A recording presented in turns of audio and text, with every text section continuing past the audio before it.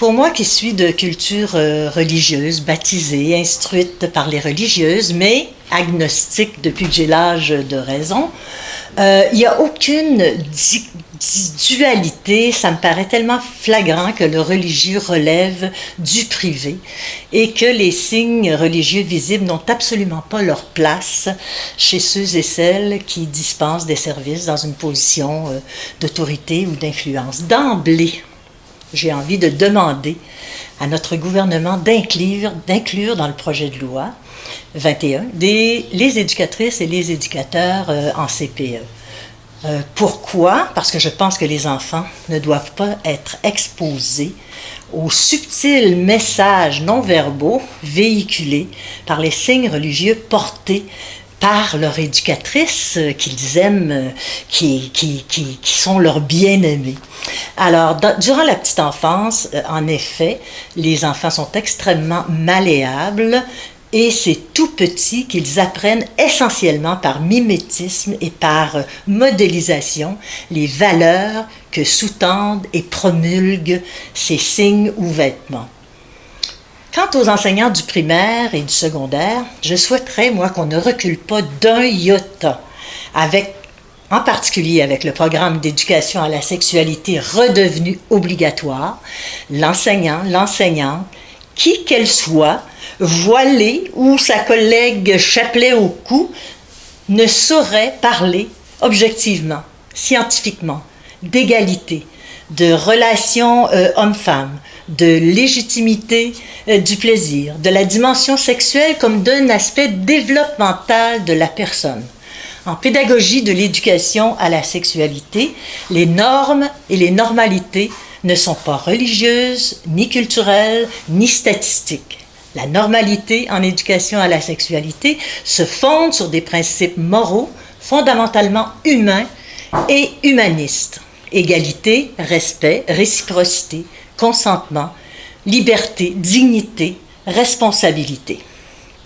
Je suis pour la laïcité parce qu'il me semble que c'est la chose la plus saine et la plus juste qui puisse être.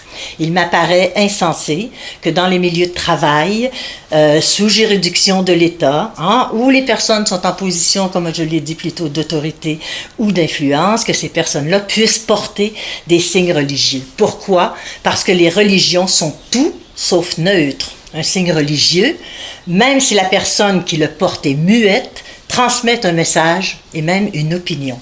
Et tous les citoyens, enfants, adultes, hommes-femmes, sont en droit de recevoir un service neutre, non teinté des valeurs religieuses de la personne qui dispense ce service-là. Je suis pour la laïcité de la même façon que je prône depuis environ 40 ans, à travers ma pédagogie de l'éducation à la sexualité, des valeurs morales humanistes. Encore une fois, respect, égalité, consentement, liberté, responsabilité. Tous les services dispensés par les serviteurs de l'État doivent avoir un dénominateur commun, leur neutralité absolue. C'est la condition sine qua non, me semble-t-il, à un réel vivre ensemble, dans le respect de toutes les religions que les personnes sont libres de pratiquer en lieux et temps adéquats. Je suis pour la laïcité, précisément parce que je suis ouverte aux diverses cultures et parce que je respecte les adhésions religieuses personnelles. Pour bien servir nos concitoyens de toute culture ou croyance, les drapeaux de la foi n'ont pas place dans les services publics. Je suis pour la laïcité parce que je privilégie des valeurs personnelles et collectives de réelle égalité, ce qui oblige la nette séparation des pouvoirs de l'État des doctrines religieuses. Pour la plupart d'ailleurs, inégalitaires, sexistes et misogynes. Je suis pour la laïcité parce que j'ai le cœur bien planté au centre gauche un peu, et que je promeus le traitement juste et équitable, le respect absolu de toutes les personnes.